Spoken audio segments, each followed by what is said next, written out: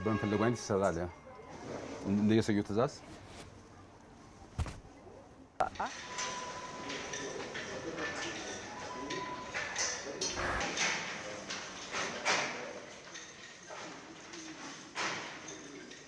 ጽኑ አለ።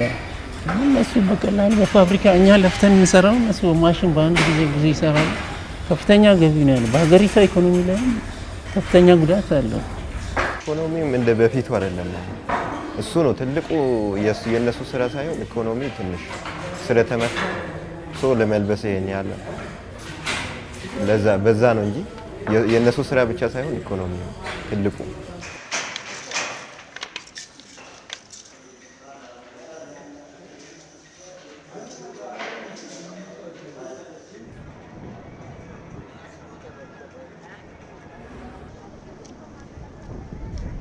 በአሁኑ ሰዓት አሁን አብዛኛው ሸማኔ ወደ ሊያሳይ ይገባ ነው ያለው።